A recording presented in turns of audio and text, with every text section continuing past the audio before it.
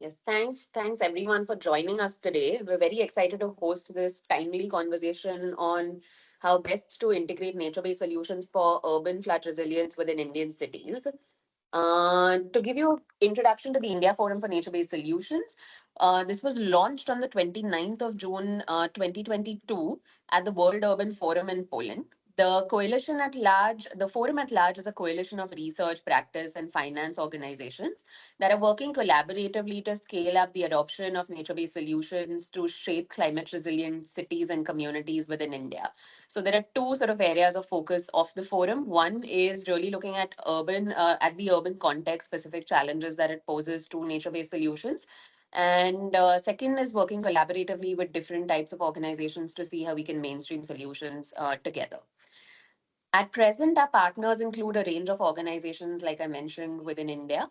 And the idea is to work through funding and finance related measures, as well as knowledge and capacity building task force efforts to structure programs that we can collaboratively take up through the forum. For the masterclass itself, today we hope to achieve three objectives. One is to look at how urban flooding is being addressed through data driven, nature integrated strategies within India. Second is to deep dive into insights from two city contexts, looking at policy operational planning in Thane, as well as model collaborated catchment design within Bengaluru. And the third is to look at lessons for replicating and scaling nature based solutions for water management within city and regional planning frameworks at large.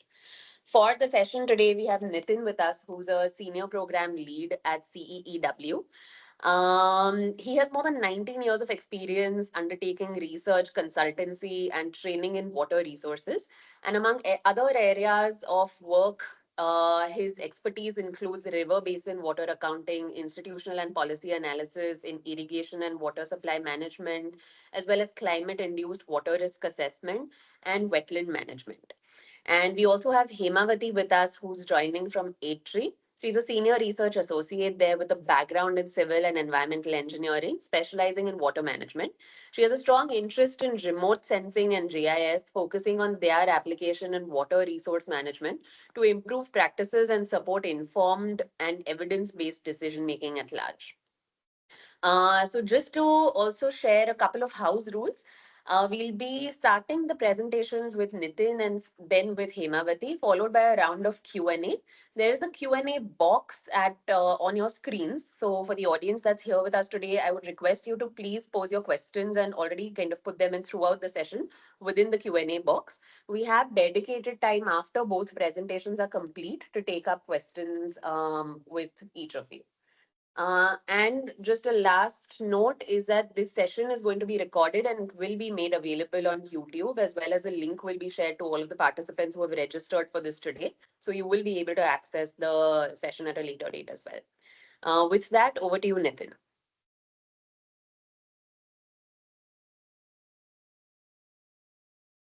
Yeah, thanks for the introduction, Shruti, and welcome to everyone who has joined here to attend this masterclass. I will just share my screen first.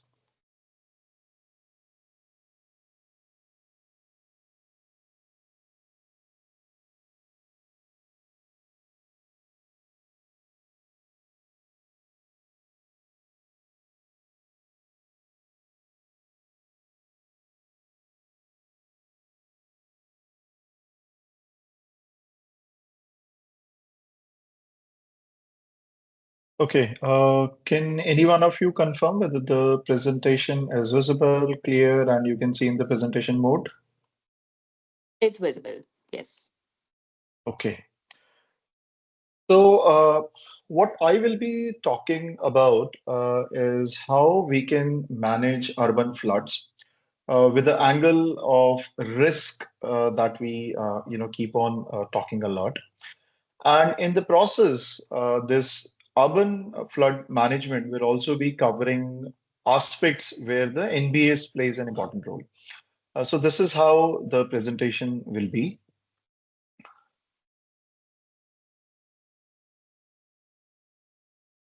Before I start, just a few words about Council on Energy, Environment and Water. We are a policy research institution which uses a lot of data, integrated analysis, and strategic outreach. All of our work is divided under three verticals. First is transformations, where we are looking at how we can move towards low carbon development and economy. And this is where we research on low carbon economy, energy transitions, power markets, and so on. We believe that through these transformations, we can improve the quality of life. And this is where everything that deals with life and livelihoods, for example, air, water, food systems, schooling, and mobility appear. The third vertical, which is again a very important one, is about enablers that to realize the transformations and improve the quality of life. Of course, we need finance, we need technology, we need circular economy solutions, we need to be climate resilience, and we need to also do a lot of international cooperation, not only getting benefit from what other countries have done, but also taking India's story to the world. Right now at CEEW, we are about 330 plus multidisciplinary team members. We also have certain special initiatives that also takes form of moving towards sustainability. Now, what exactly is urban flooding? I mean, I'm sure this is a very basic thing which many of you would already be aware of. But what is important to understand is that how this exposure of urban flood is increasing in the cities. We keep on hearing just with a very minimal or less rainfall, we see waterlogging happening across the cities. With certain more amount of rainfall, and as we move from the heavy to the extreme rainfall, we even see that the large part of cities get flooded. I mean, Delhi also experiencing it in every other monsoon whenever there is a extreme rainfall event that happens. What we see at the global level, it is not only Indian cities, but at the world level as well. There is a at least 6 to 7 fold increase of area that has been exposed to urban flood. And the predominant reason is that in a lot of the cities, the floodplains are being utilized for urban development because there is a lot of in migration in the cities. We keep on expanding. We keep on having more housing stock, and all of this happens at the expense of nature. And this is where a lot of floodplains get lost. Uh, Again, at the global level, some in last 3 decades alone, some 5,000 odd flood events have been recorded from 163 countries, which has costed or which has led to economic damage of about USD 1.3 trillion, and it has also led to loss of lives and livelihoods. Now, why the flood when it happens, accentuate in an urban area? So, of course, there are both physical and anthropogenic factors that is driving it. If I talk about the physical factors, of course, climate change is a big factor, which is leading to changes in precipitation on rainfall. So, what is happening, and this is again true at the global scale, that we are receiving same quantum of rainfall in less number of rainy days, which means that each rainy day is giving us more intense rainfall. And the systems, the natural drainages that we have are unable to take care of that storm or extreme rainfall event that brings in volumes of water altogether. Now, this is further, accentuated because of the condition of our drainage network. So there are two issues here. One, the drainage networks itself are interrupted. So, whenever we do any development, most of the time, and I'm talking specifically about cities, most of the time, the importance of drainages are not given.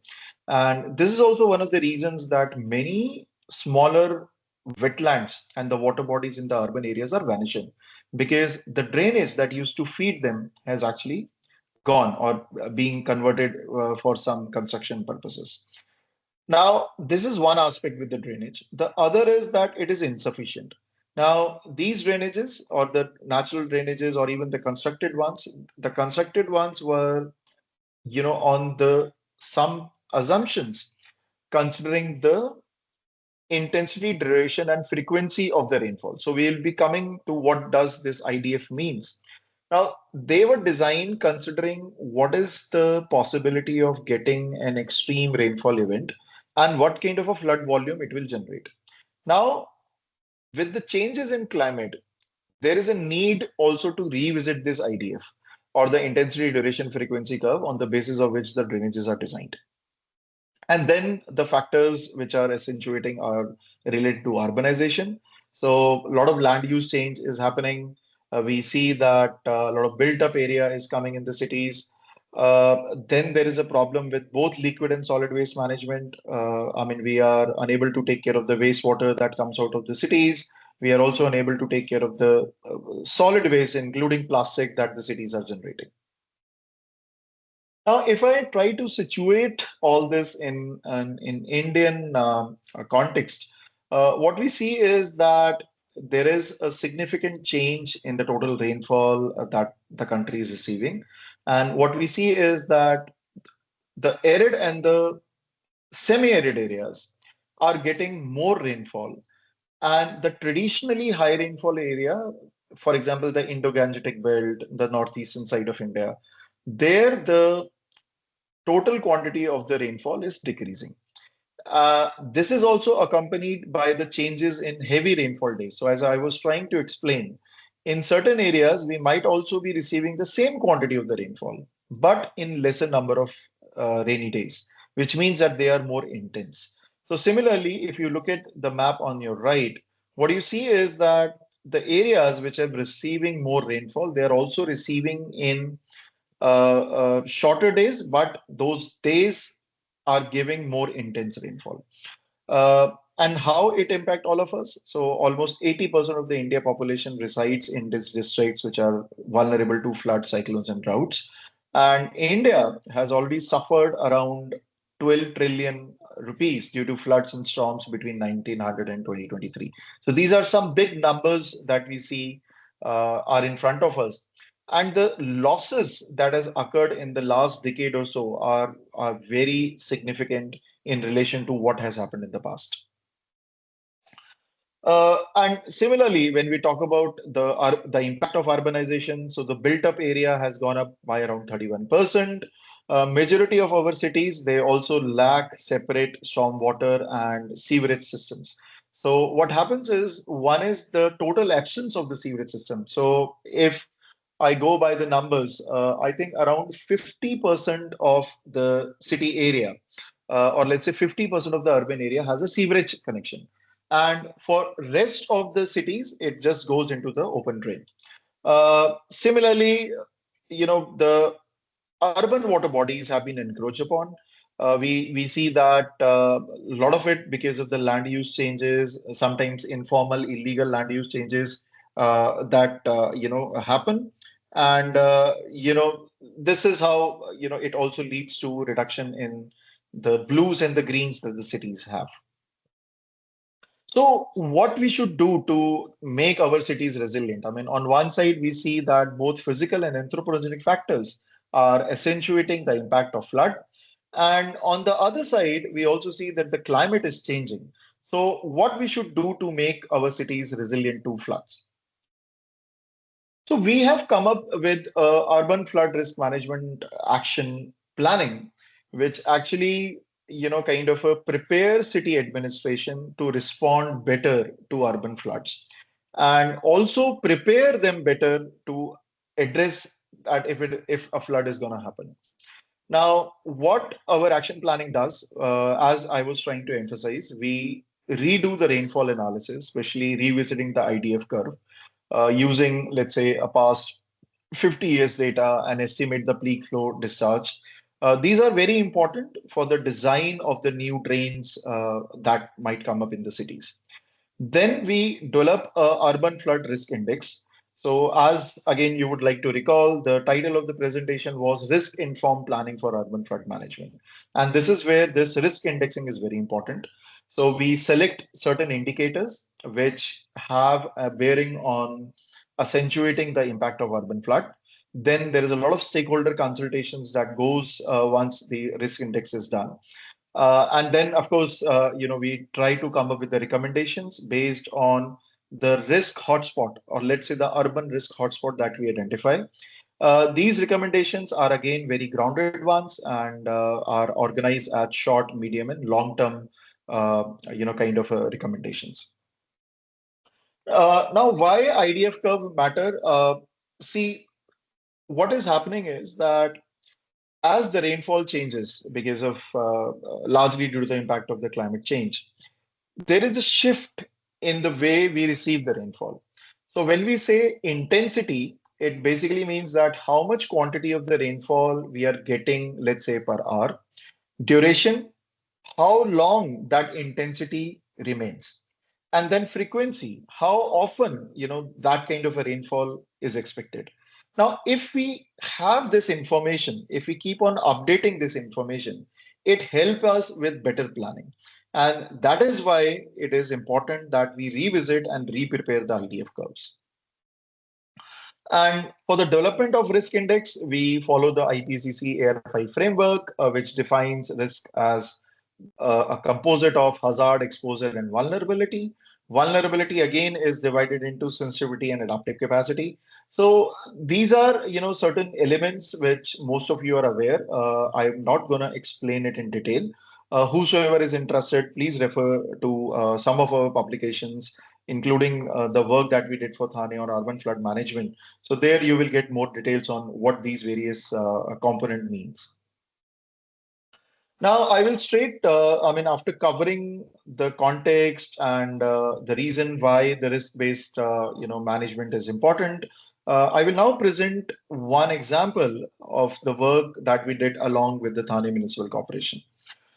So, largely we looked at one of the events that happened in Thane. Though it says that only 5% of the total area of Thane was inundated in a storm event in on 28 June 2023.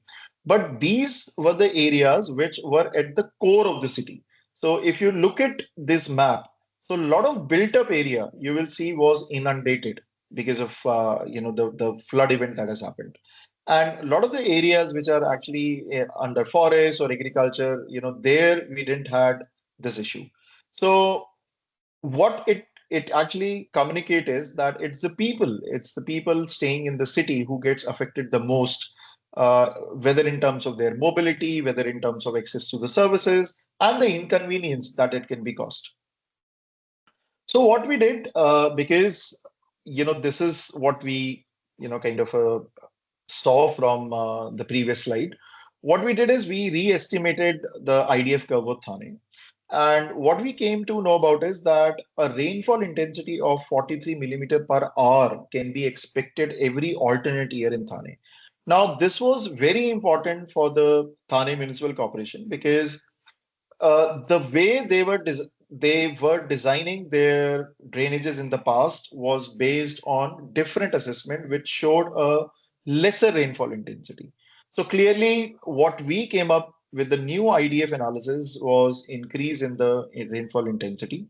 And for a 10-year period, this increases significantly. It goes up to 64 millimeter per hour. Of course, there is also this variation in the rainfall. And the bottom line is that the existing drainage capacity in the Thane was not sufficient to take discharge scenario for a return period of 10-year event. So as we move along, now this return period of 10 years might become 5 year, it might become alternate year.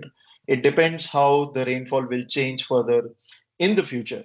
But this was something which was very important for Thane city to take cognizance of.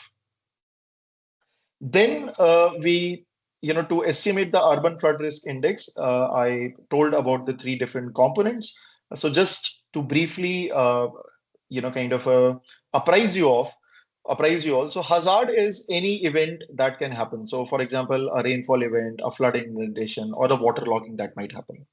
Exposure is where the physical and the your systems get exposed to a event, and they are actually guided by the slope of the area, the percentage of built up area in a particular ward. So for example, if the built up area is more, the runoff that is generated with every rainfall event will be more, and it will lead to larger waterlogging and flooding if it is an extreme rainfall event. Similarly, if the storm water coverage is poor, so that area again becomes more susceptible to the urban flooding and waterlogging, because the amount of water that will be received during a storm event, it won't be able to evacuate on its own. Then there is a sensitivity which actually affect people directly. And it will, in case of Thane, for example, distance from the estuary or creek was very important. Percentage of household in the low-lying areas, that was again one of the important consideration which drive the sensitivity. How many household were having a tap connection within the premises? So if any storm event happened, you get exposed because you are staying in area with a higher slope, with a higher built up area, with no stormwater coverage. And if you don't have a access to sanitation or drinking water services within your premises, your sensitivity to a particular adverse impact will be very high. And adaptive capacity is something which is developed by the city or by the household themselves. So, for example, the medical care facility, which can provide relief during any extreme event. The forecasting and early warning systems, which can inform city in advance what kind of a extreme event is expected, what kind of a response measure the city has. Do the city has a city climate action plan, which can be applied, and these events can be the impacts of the events can be mitigated, and how much of this is documented. So all these indicators formed our risk index. We did a lot of different consultations with the officials there. We arrived at weightages for all these indicators because it is very important, and these indicators will vary from city to city. For example, in the case of Thane, distance from the estuary or a creek was one of the indicators, but this might not be applicable to the inland cities. So there it might be low-lying area or something else that can be an important indicator that we need to understand in association with the city. Once these weightages were given, we could then compute the urban flood risk index following the IPCC Air 5 methodology. You can and these maps provide you the situation as per the various components of the risk. So if you see in terms of hazard, it is the area which are near to the river and the creek which are most likely to get impacted. Exposure is also in those areas which are near to the creek. When we look at the vulnerability, it also follows almost a similar trajectory. And overall risk, again, is highest in one of the administrative block, which is near to the creek. But there were other blocks, for example, Nopada, Diva, that you see on the right hand side and at the bottom, where or the south side of the city, where the access to the facilities for the household is low. So these are the areas where the sanitation and the water supply systems penetration is low. These are the areas where the access to hospitals and other facilities are low. So that is why it shows very high to medium risk. Now, the point is, when you have all these maps with you, first of all, it provides a clear direction to the city administrator where they have to focus on, where they have to focus on when it comes to mitigating the impact of floods.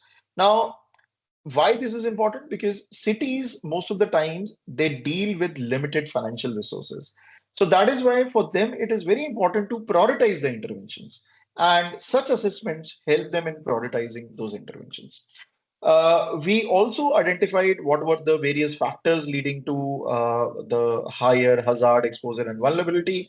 I've already covered them, but again, this provides a very nice, idea to the city where they need to focus more in terms of mitigating the impacts of urban flood. Uh, Following this, we also provided them various strategies. These strategies were grouped as a pre-monsoon and what needs to be done during and post-monsoon. So pre-monsoon is largely on the preparedness part. And when we talk about during and post-monsoon, it is about response, relief, recovery, and reconstruction and restoration. Just to again provide a snapshot of what kind of recommendations were made. So in short term, we could identify that Thane has a low density of early warning system. So this, I mean, if we go by the WO norms, so what was needed is different blocks depending on the area that they have. They needed different sets of those early warning systems. So that we identified. We clearly identified that there is a need to properly maintain the stormwater drains. In Thane, a lot of the solid waste was finding ways in the drains, and though the city was doing a lot of effort in cleaning them, there was still issues with the solid waste. Then, of course, there is a need to develop a proper knowledge about the flood risk reduction. And this is where a lot of the risk index mapping that we have done, and at a hyper local scale. So it's not only the city, but the administrative wards within the city. Such assessments should be done on a regular basis. And of course, community participation and awareness generation should be part of it at all the stages. Uh, in medium to long term, we kind of emphasized on the need of having a different stormwater and the sewerage systems. We also kind of emphasize on the need of a kind of restoring the greens and the blues in the city, which means to take care of the small lakes in the wetlands. So Thane had a lot of water bodies where the supply of water has been interrupted because of the construction that has happened all over. So, we kind of suggested that any future development should not impact those water bodies whose drainage lines are still intact. And then the capacity development and awareness generation at various scales were also suggested as one of the long-term recommendation. Now, one of the important, kind of a aspect that we kind of suggested is to have an integrated command and control center. So Thane did had that under the, which was formed under the National Disaster Management Authority guidelines. They did had integrated command and control center. But what it does is that it gets data, it gets feeds from various departments, but then it doesn't analyze that information, which can then be used by different stakeholders, including citizens. So we said that we need to have an emergency operations center within the ICCC, which can actually take this data, analyze it, and then provide those advisory from time to time, and especially when there is a high storm or a extreme rainfall event that might happen in Thane. So this is something which has been taken on board by Thane as well. Now, apart from this, some of the other consideration which were given to Thane was, of course, to do some rainfall projections. As I said, we saw that a certain intensity of rainfall is expected in every 10 years, but that rainfall might happen in next. I mean, if we do the IDF in next 10 years, that might be getting in that the Thane might be getting in 5 years. So this is very important that we keep on doing these rainfall projections and revisiting the IDF. Then there is a important thing is to prepare an inventory of critical infrastructure. Now, whenever we talk about flood proofing, it is very important that we identify those critical infrastructure. It can be hospitals, it can be educations, it can be fire services, because they need to be activated whenever any such extreme event like extreme event. For example, extreme rainfall leading to flood happen in a city. And then undertake a financial viability assessment of the implementation of suggested recommendation.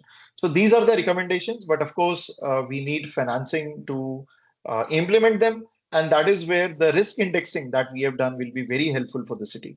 And then it is important that we integrate city-specific planning, such as drainage master plan, in with the findings and recommendation of this plan.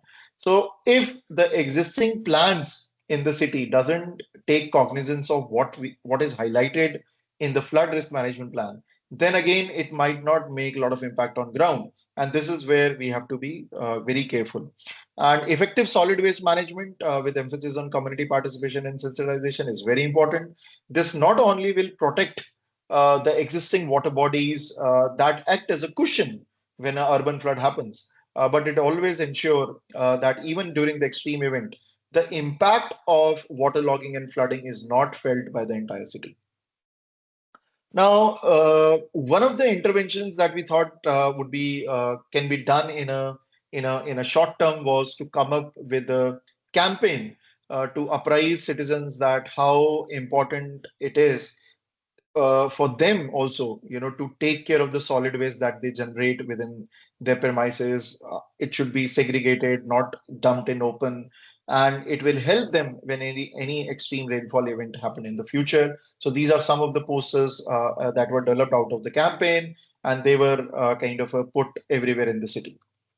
Uh, then we also had a campaign for what authorities should do.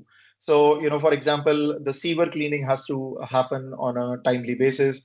Now, one of the, things in cities is that the cleaning also follows a fixed pattern. For example, if all the drains and the sewer has to be cleaned, they will happen from May to June. Now, on many occasions, the rainfall that we get must be, it must happen within the first week of June itself, like what has happened this year. So we received a good rainfall in June, and then there was a brief gap, and then again we received more rainfall.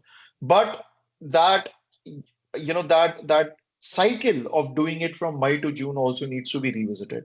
And of course, they have to clean them. They have to keep in a very clean state. Then we also kind of emphasize on the importance of rainwater harvesting. That should also be done in the city. The importance of urban plantation, because all these then reduces the impact of a flood. It reduces the runoff and thus impact of flood on the city and on the citizens. So I will stop here, and happy if there are any specific queries at the moment. Otherwise, we take them all, I think, at the end.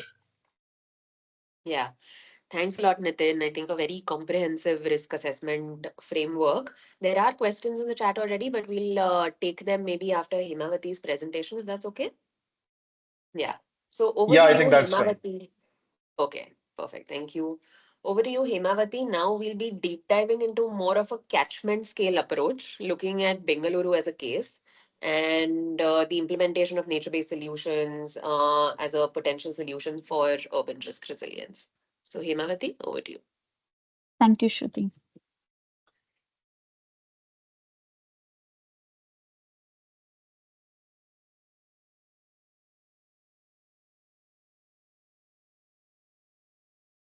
Good afternoon, everyone. This is Hymavathi, and today I'll be presenting the modeling approach we followed and the findings of our work on assessing the impact of nature-based solutions on managing urban flood risk. Like Nitin explained in his presentation, the urban flood risk, it's a function of hazard, exposure, and vulnerability.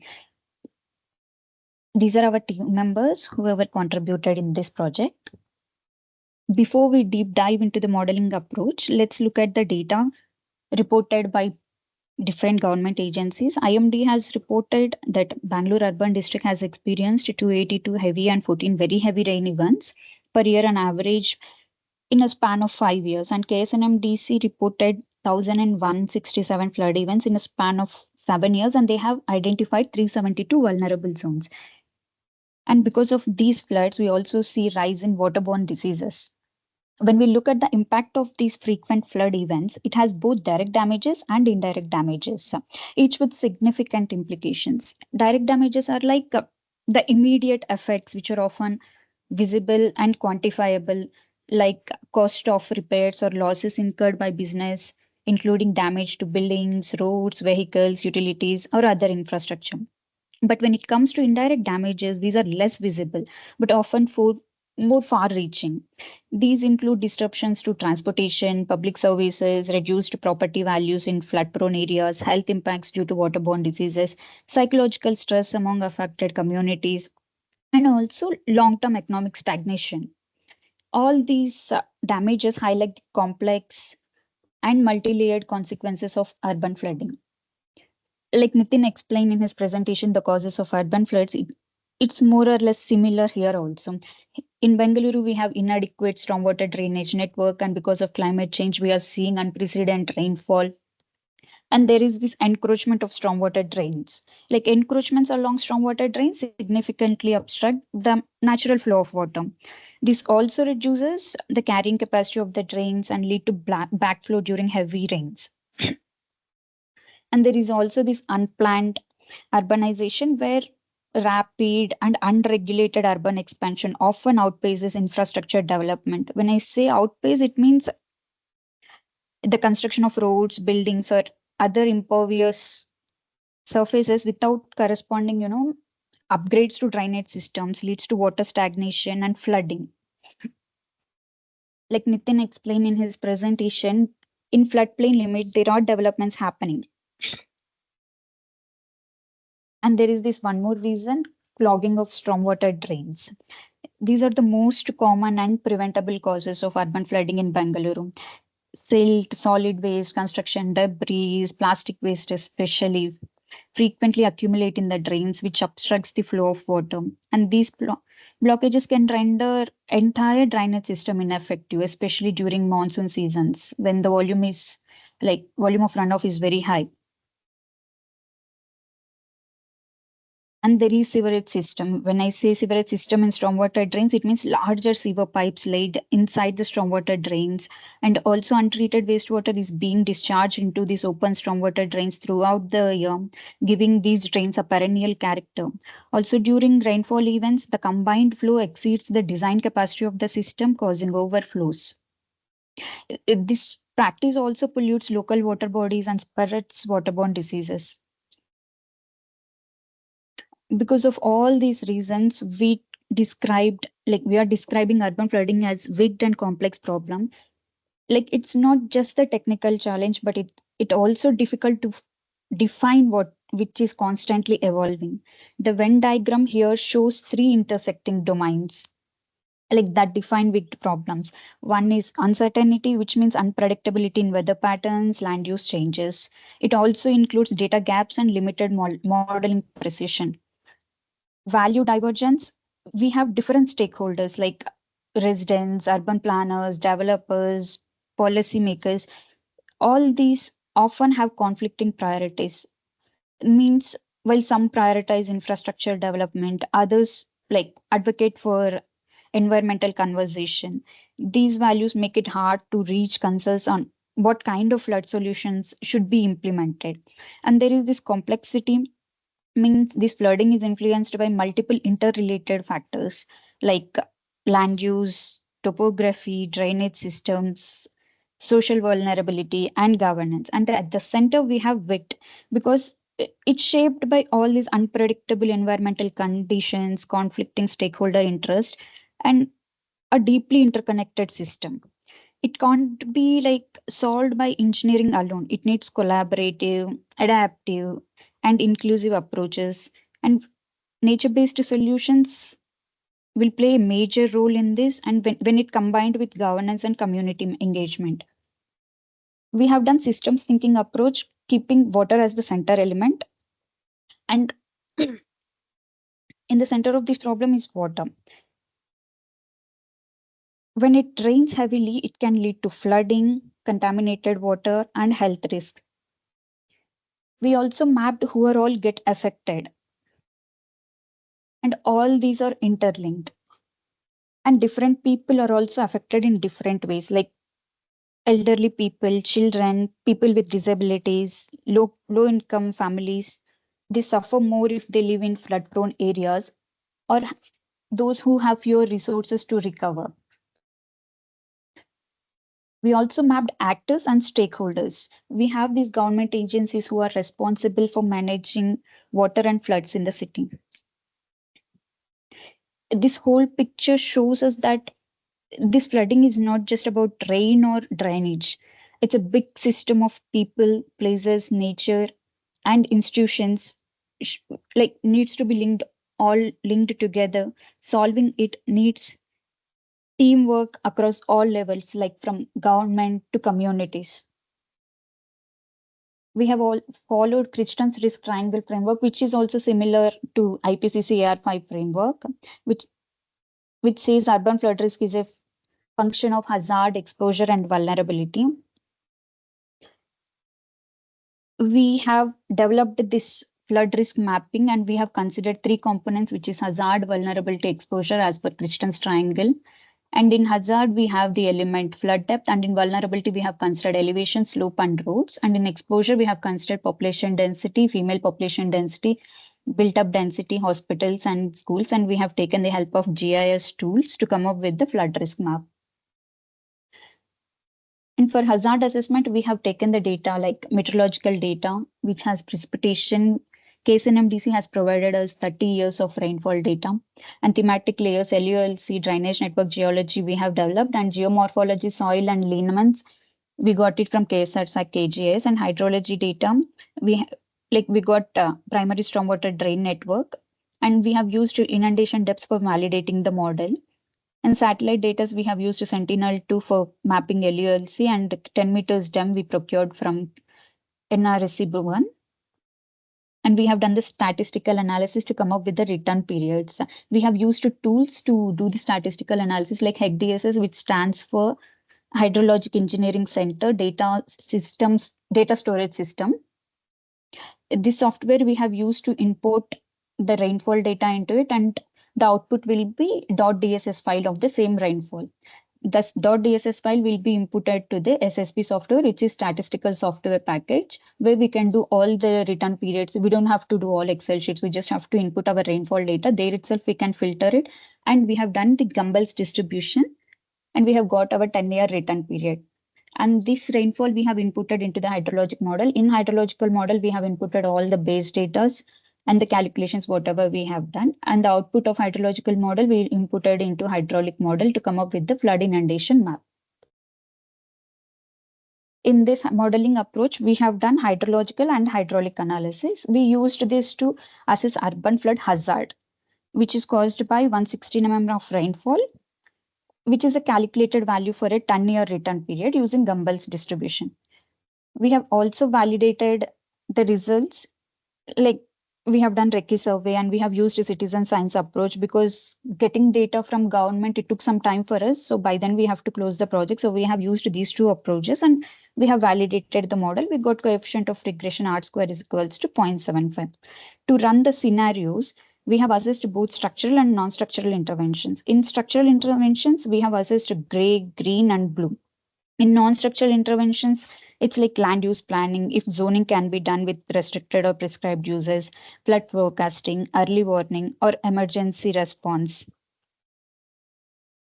And all these interventions we have done, like we have studied all this to enhance the flood simulation capacity, because by improving flood assimilation capacity through these interventions can shift the curve downward, which goes to the no flooding zone. Like even after cities grow, it can avoid floods.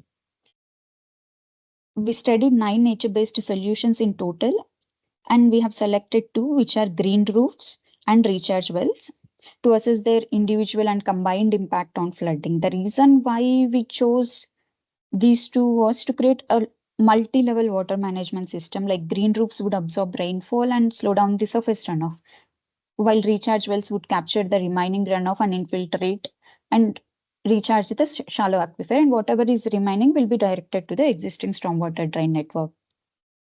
And green roofs, the color green indicates eco-friendly. So it's an eco-friendly roofing system with vegetation on top of a waterproof membrane, which provides, environmental, economic, and social perks. It's like it not only reduces stormwater runoff, it has other co-benefits like enhancing water quality, regulates temperature.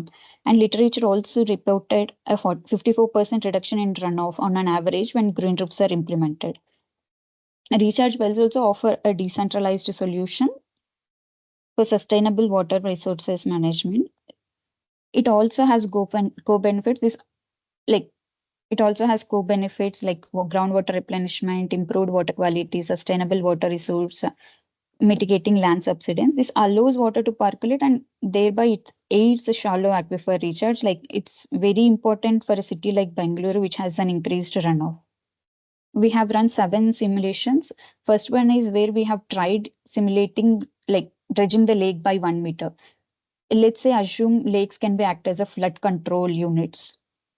Then again, we have done all these S1 to S6 scenarios where we have very different urban high density like land uses with all these interventions. In S0, where we have tried simulating lake dredging by 1 meter, it has not showed very much impact. It just showed 0.2% runoff reduction. And in S1, when we simulated the model with 50% houses with green roofs, like we have identified the clusters where we can absorb all these runoff. So in those clusters, we have like deployed these green roofs and see how much reduction has happened. And we have seen 24% runoff reduction and 21% inundated area reduction. And in the second scenario, like third scenario S2, where we have covered green roofs on 75% houses in just urban high density land use, and we have seen 46% runoff reduction. And in third, where we have used only recharge wells on 50, like in 50% houses, when we deploy recharge wells, how much reduction it will happen? We got 38% reduction in runoff.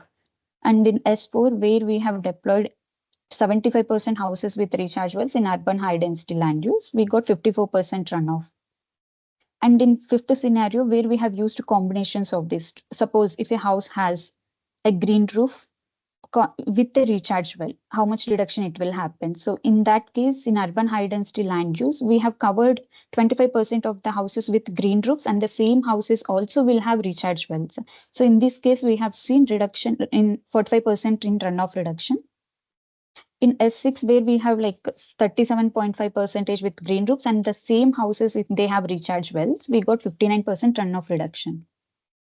Then we have conducted co-creating workshop with NGOs and academicians, and also we conducted targeted stakeholder meeting with government agencies, and they all said ki S5 scenario, which is 25% houses with green roofs and same houses equipped with recharge wells, will have a better grounded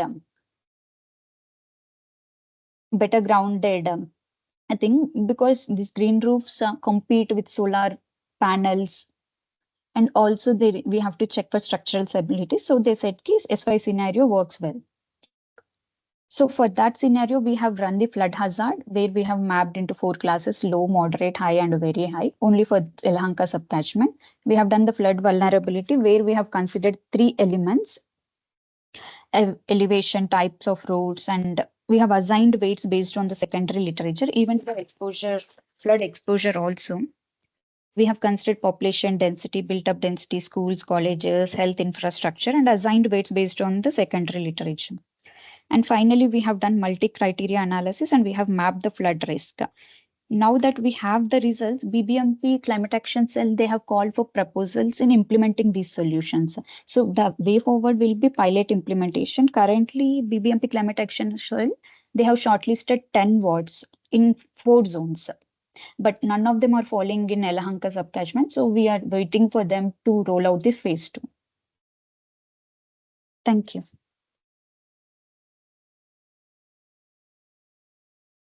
Thanks a lot. Thanks, Hymavathi. I think just bringing forth the differential vulnerability and exposure to flood risks, which you started off with, and also the systems diagram, which you showed, was specifically interesting to see a comprehensive stakeholder mapping of individuals as well as institutions coming together.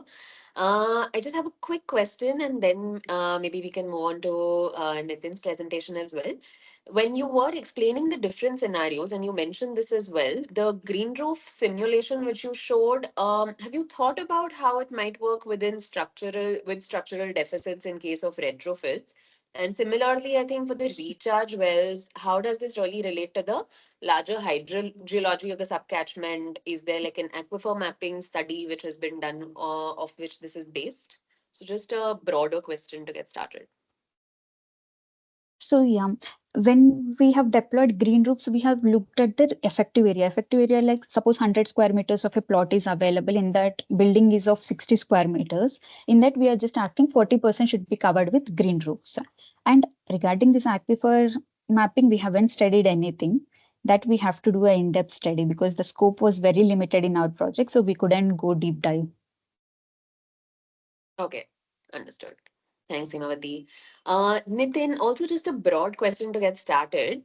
So you mentioned that some of the short-term, medium-term, and longer-term actions which you have suggested through the study. One way to do it is to integrate them within city disaster management sort of plans and policies. I was just wondering what the conversations have been like with the Thane Municipal Commission in terms of collaborations between different departments to action these out, with the stormwater department versus the solid waste management department versus the health. Or do you think this requires a separate body which manages implementation more comprehensively? Yeah, I mean, this is a very important aspect, Shruti, specifically when we talk about the implementation. So when we were doing this work, and you might have also observed in the presentation, there were at least 11 different departments that we have to reach out. And when we did the weightage exercise, looking at what indicators are important, what we should take out, what we should include. So it was a task, but I think presence of let's say a strong body in the commissioner's office can take care of this. So, for example, in Thane, the commissioner was kind of a very interested to have the plan in place. Thane have also made budgetary allocation once on the basis of the recommendations that we have made. So some of the budgetary recommendations have also been made. They have asked us to design the behavior campaign where the focus was again on how to prevent the solid waste and focusing a lot on the nature-based aspect, especially the water bodies that are there in Thane. I don't think that we should have another body given the multitude of bodies that are already there in the cities. But I think the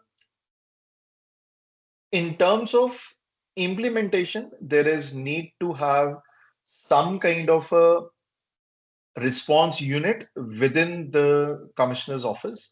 And then this response unit should get activated whenever there is a need to take an action. And if that action has to happen year around, let it be, that happening year around. So, but I won't suggest creating a new body, but strengthening whatever we have. For example, one of the suggestion we gave is to how to strengthen ICCC. So they are just, getting the data and not analyzing it and using it for the purposes for which it should be used. So this is what I can share based on the work that we did with the city. Understood. Yes, thank you. I think we'll take one question from the participants. So Arun has asked what variables and weightings were used to compute the administrative ward-wise urban flood risk index. So that's the first part of the question. It's perhaps also related to the differential sort of vulnerabilities of each ward. And the second part of the question is how does this index influence resource allocation during pre-monsoon preparedness and response efforts? So, as you would have seen, there are specific indicators that were computed for each ward. Yeah. And then, see, it is not about the weightage, but the value of the indicator that will change.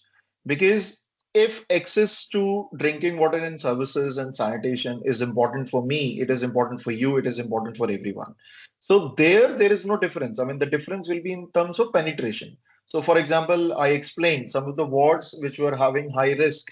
There, the extent of these drinking water and sanitation services within the premises was low.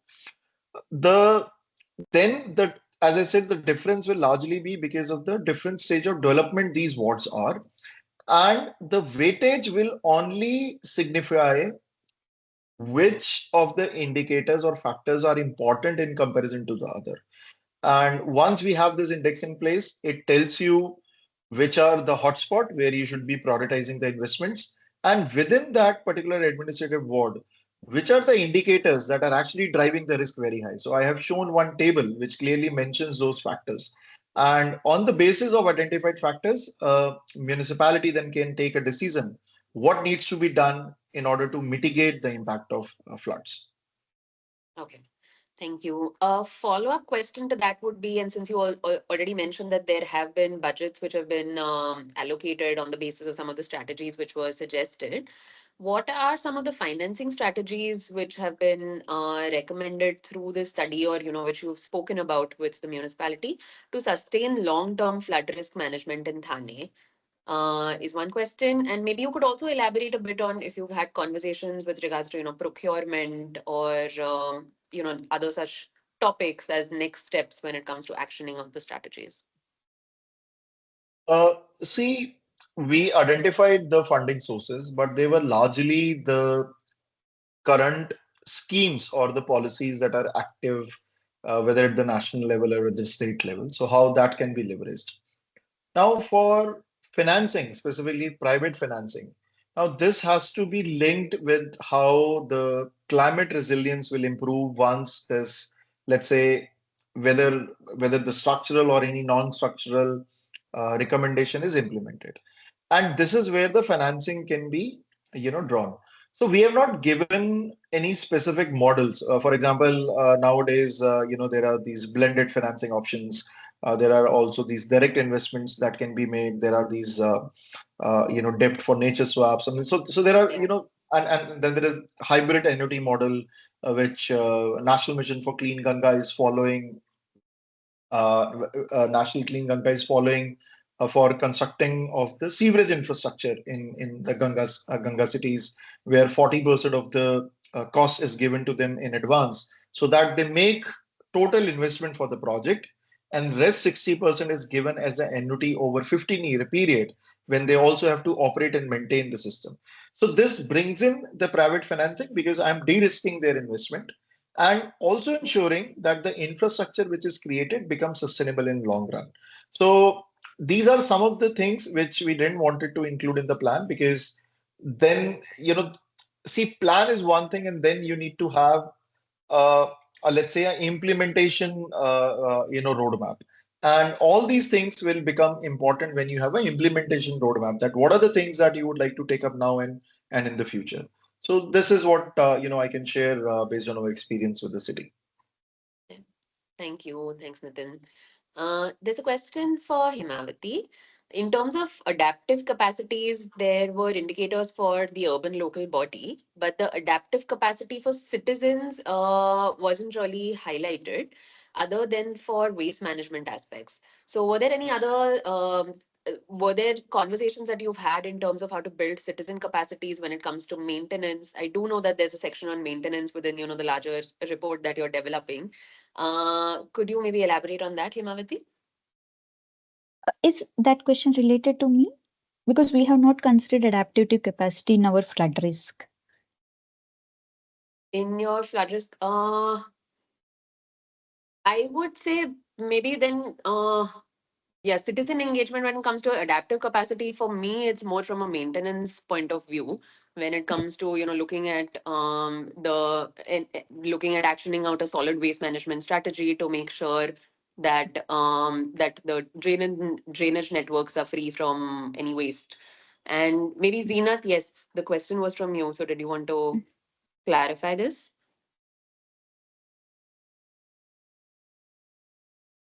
Okay, I can see her question in the chat box. Who is expected to pay for green roofs? Again, it's a win-win situation, right? That's Government another can. question.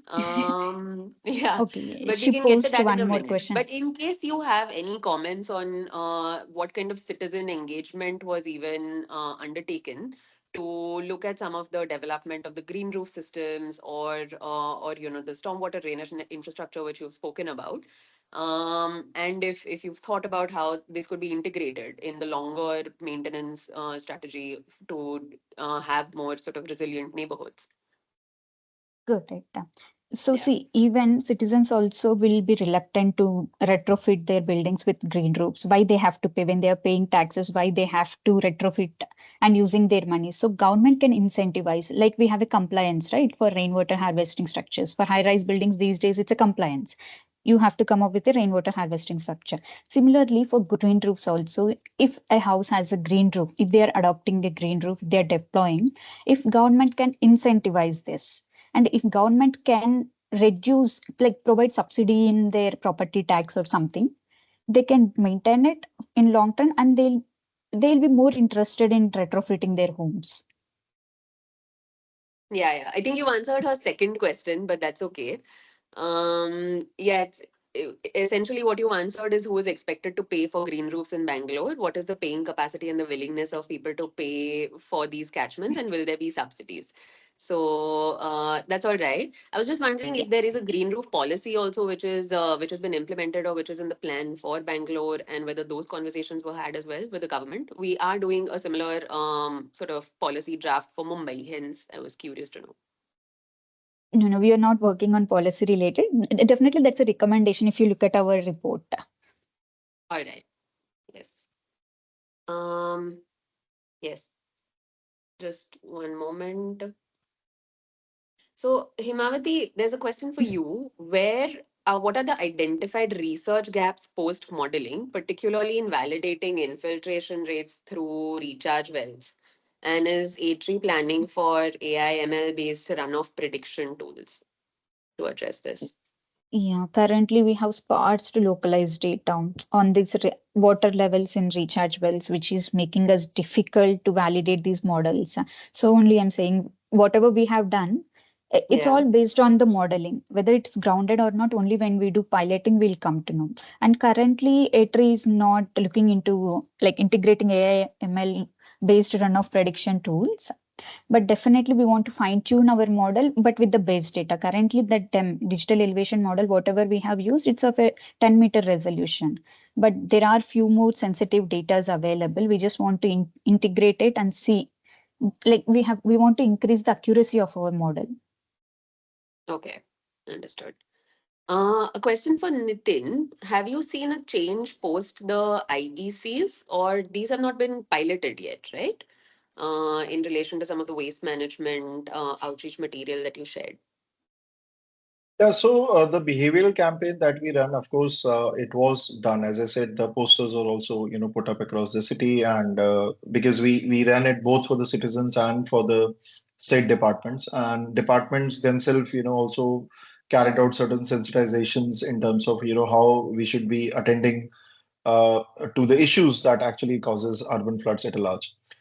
In terms of the usage of IDF, as I explained. Any future development, especially in terms of drainage in Thane, will take care of the IDF assessment that we have done. And this is not something which will happen in a short term because, for example, any new drainage development will take time. But we have been assured that these IDF will be utilized.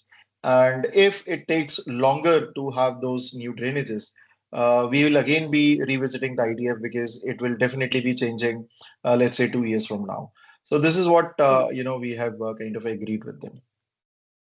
All right. Thank you. For Himavati, if you could also define green roofs, are these completely vegetated roofing systems or terraces that we're looking at with plants in containers and some paved areas? As that's usually, the conversation that you have when looking at retrofits. Got it. So it's a vegetated roof, and the effective area would be only 40%. We are not asking that entire terrace should be covered with the entire green roof. It's just 40% you have to cover with green roof. And it's a vegetated one, not with the containers, the pods. Okay, understood. And another question for you, Himavati, when simulating a revised flooding situation, did you consider the presence of existing drainage CSOs? No, but uh, like not directly, indirectly, we have considered in Manning's coefficient. Like if you increase it, Yeah. obviously it will account for it. Okay, understood. Yeah.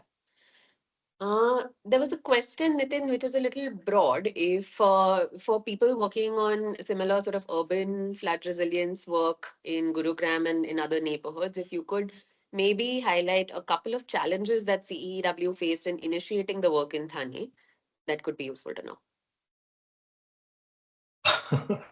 Well, working with the administration anywhere, in India, in world, wherever, you want to work, I think the generating trust, I will say, is very important. So, how you, in fact, make them believe that what you're saying makes a lot of sense. And that is where the problem identification also needs to be in a manner which can be easily understood and they are able to relate to it. So, for example, how this work came up. I mean, we were engaged by the state to revisit the state action plan on climate change, which also got released earlier this year. So, and we gave certain recommendations, of course, on urban floods, for example, was one of the recommendations. And then they wanted us to try out this. And they said that, why don't you try out this recommendation of preparing an urban flood management plan? And then, Thane was selected, of course, because of its importance and, coming up economic, powerhouse. So we did that. And of course, the trust was built somewhere else. The trust was built in the way the state action plan on climate change was revised, revisited, and we had to do a lot of consultations. So there is no shortcut to it. When you are approaching, you have to be very clear for what purpose you are meeting any administration. What is the public issue that you would like to address? In this case, it was flooding in the cities, and how you would like to address, and what will be the outcome of the effort that you would like to put in with the cities.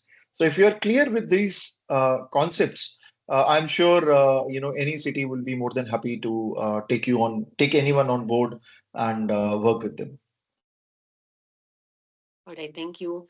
And a follow-up question in terms of, according to you, what is the change needed for uptake of, some of the risk management, of course, framework, but the recommendations that you're suggesting for actioning out some of these solutions as well. So within the range of stakeholders that you've engaged with, what is the change needed for uptake of this as we move ahead? Yeah, I think partly it is also something that you asked, Shruti. So, what the cities should be doing, do they need to have a separate structure, institutional structure, who can actually do the implementation, understand these concepts? And my answer will almost be very similar. So, see, I think the larger thing is, first of all, various departments within a city need to understand that they can no longer afford to work in silos. Gone are the days when the irrigation and flood control thought that the drainages are their responsibility. Municipality thought that the wastewater are their responsibility. The boards, the water supply boards thought that the water supply is their responsibility. The town planners thought that the land use is their priority. Now everything needs to happen together. And Shruti, you yourself being a planner, I mean, you would be able to understand a bit more. So a lot of these planning exercises are actually, a very much one-sided affair where different components are shared with different departments just for the feedback. It's not that they are engaged in drafting of it. So, this is where we need to break the silos. And once those silos are broken, and that is where policy think tank like us or research institutions how the ATREE operates, they we need to be, we need to come into the picture. And the other part is the sensitization. So how you make them understand why risk assessment is important. For them, it's like, oh, you are doing an academic exercise, what we get out of it. So what you get out of it is that we tell you where you should be prioritizing your investments. So that is how, if we are able to make them understand what we are doing, why we are doing, I think the existing structures can work, but they really have to come out of their silos and operate as a unit rather than as a standalone institutions within a city. Yes, agree completely. Thanks for that, Nitin. Hymavathi, a follow-up question for you. So it was great to actually see the different scenarios that you've managed to generate in terms of water savings, in terms of blue-green infrastructure placements, and how that helps with, further decision making for governments and for different stakeholders that you also highlighted through the whole systems diagram which you've developed. So I wanted to know what are the next steps of taking this study ahead with potentially the BBMP or with other stakeholders? Where are you at with those conversations? Like I mentioned in my last slide, we have approached BBMP Special Commissioner Lakes. Actually, they have called for proposals. And we have proposed on Okay. piloting these interventions. And we are also in talks with the railways, where they can also fund for this, like for doing pilots. And BBMP, they have Yeah. approved for it, but fortunately, our Yelahanka zone is not falling in the 10 wards, whatever they have selected Yeah. for the phase one. So we are waiting for them to roll out for the phase two. All right. And when you're pitching for these pilots, have you also, identified solution providers, and what is the larger sort of management plans for example, the green roof as an intervention? Is it going to be individual based, or, are there recommendations that you're providing for Bangalore? This is a question in the chat. It's for individual buildings only. Like once we get approval, we can go and communicate with the houses. Like directly, I Yeah. cannot go and get in conversation with them, right? They'll ask all these letters and all. So if we go through government, our Yeah. work will be easier. So once we get the permission from like for piloting, we will approach each and every house, study their structural stabilities, and then we will say, "Okay, this can be done in your homes. Are you willing to do it?" This kind of exercises we are planning. Even for the maintenance also, we'll come up with the operation and maintenance manual. Oh, all right. Are you in the process of developing the operations and maintenance manual for societies to manage the plots that are Yes, developed? Okay. yes. Not for Yeah. the government, because Yeah. government in the form of incentivize, they'll put like they'll provide to these households. Yeah. Understood. And I think Bangalore also has a wastewater management policy, right? Where you're supposed to treat the grey water that's discharged within the same sort of housing complex if it's above a certain area. And 30% of that water needs to be reused within the same building complex. So are there specific policies which you also taken into account when developing these recommendations? Right now, it's zero. They should not even let even that 70% or 30% to the surface water bodies, whatever. 100% they have to reuse all high-rise buildings. 100%. And I think Yeah. okay, okay. And if in case they're unable to sort of reuse that water because of, several reasons, there's a bias against using sort of treated grey water for household purposes. It's largely used just for landscaping. I do know there was like some newspaper articles about that. So just wanted to get your opinions on this in case there's not enough uptake for 100% use of the wastewater that's treated. Yeah, that for secondary reuse, I think other team members in ATREE only they are working on the secondary reuse. Like Okay. for construction, they can use this for landscaping. Like it's like like in Ola where there is demand, where you get Yeah. the people. So we have to map all these things Yeah. where there is the demand and where there is the surplus. So we just have to do all these exercises for this. But it's a very lot. It's a very huge exercise which we have to do. Absolutely. Yes. Nitin, did you want to come in?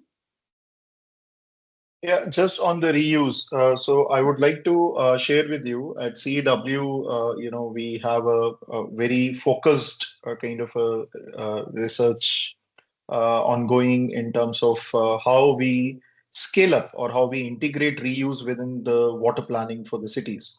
So again, as we did the flood risk management plan for Thane, we also did reuse plan for Thane. And now we Mm. are also working along with NMCG and Varanasi to do the reuse plan. And both reuse and flood risk management has a lot of kind of links. The predominant reason is that, and I tried to explain when I was giving the presentation, the flooding in cities is also a result because the same channels are carrying your sewage as well as the natural storm water that comes in. And whenever it is a storm event, then the capacity of the natural drains to take care of that amount of water reduces further. So, at least with the reuse, we can ensure that less water is flowing to these natural drains. We are treating it, reusing it, in the process, reducing the freshwater dependence, and also ensuring that during a storm event, not a lot of water, at least from the urban household, is actually drained into these natural drainages. So this is just one aspect that I wanted to bring on board as well. Yeah. Thank you. I think, yes, it's important to look at it as a more circular approach at different scales when we're speaking about water management for cities. There are a couple of questions in chat which are more about, some of the technical things, which some of what you covered, Nitin, but there are follow-up questions. So what I can do is that when we are sharing an email at the end of the webinar, an email does go out to all of the participants with a link to the video. And I'll attach links to your respective documents as well. So some questions around the IDF curves and some questions around the variation of indicators, also between different coastal cities. So how to take those kind of decisions. So I'm assuming that those are answers that might emerge through the CEEW report, and similarly a document from E3 is what I can circulate. Yeah. All right. So maybe just a last question to end the masterclass with, and if there are any comments from your end, because I think in general there are a lot of questions coming up about the technical aspects of the modeling for different types of interventions, what kind of coefficients were considered, whether water balance model was considered, taking into account the existing demand and the supply situation as well. And for CEW, there are questions that, like I mentioned, about the IDF curve and different indicators again. Apart from that, there have been questions about, next steps in terms of, the role of climate action cells, whether they're in the right direction when we speak about breaking silos between departments, some of which, again, you addressed. So if you all could maybe just comment on next steps once the climate risk assessment framework has been developed and adopted by the city governments. How does this one, get sort of scaled to different cities is another thing which CEW works with. But if there are, if like the question mentioned, climate action cells have been in the right direction to take forward some of this work, is what you could also comment on, and then we'll get to Hymavathi. Yeah, so Shruti, the thing is, our approach is always that, to have a buy-in before we start doing anything, because otherwise the exercise Yeah. will only remain, on papers, and there won't be any implementation that is happening. And as I was trying to explain, that buy-in comes from the trust that you build with the institutional structure, and also coming up with the solutions. I mean, many people, want to highlight the problems. I mean, I think cities, they know the problems. What they are looking for is that how you can support them. So that is where it becomes very important that when we work with the cities, we kind of ensure that we are going with them with the solution which they can implement. Uh, so that is how the way forward also develops. So, and in case of the assessments that we have done, we have provided them a direction where they have to prioritize. I keep on saying the cities are very constrained when it comes to their budget. They depend also a lot on what the state schemes or the policies give them, and the national policies, they get their share. Uh, we Yeah. we are also trying to help them with the financing bit. So, for example, it's not that we are going to provide funds from our pocket, but it's like, as I was trying to explain, that if we can link it with the climate resilient angle and then see what kind of a models can be developed for some of the interventions that are tangible, that gives a visible outcomes. So this is where a lot of implementation support can also be provided going forward in the future. Yeah. Thanks. And I think CEW is comprehensively working across all of these parameters of climate risk assessments, of climate adaptation finance. So it's nice to see you address that through, several of the projects in different geographies as well. So also looking at different geoclimatic zones, for example. So thanks a lot, Nitin. And Hymavathi, a last question for you. And this is also from the chat. If you could maybe speak a bit from your experience in terms of what kind of capacities are there with government officials to generate and analyze some of the GIS mapping work and the findings which you have shared. Or do you think it always needs to be provided by consultants? Or if you have ideas about how this capacity can be built for better data communication? So yeah, ATREE is planning for this targeted stakeholder meeting where we invite BBMP engineers. Even these days, BBMP engineers also becoming very smart. Even they are learning all new skills. So not just by the consultants, even they're also for verifying, even they're also learning all these GIS skills, modeling tools, everything they are being equipped with. But we are also conducting a capacity building exercise for them. Yes. All But right. all, Yeah. oh yeah. No, go ahead, please, Hymavathi. Yeah. Regarding this GIS work, so based on my experience, I can say BBMP will always give it to third party vendor. But I have seen Yes. few engineers working on these aspects. Recent, like Yeah. higher officials, even they are pressurizing these engineers to learn new skills, new data Yeah. sets, new model sets. Yeah.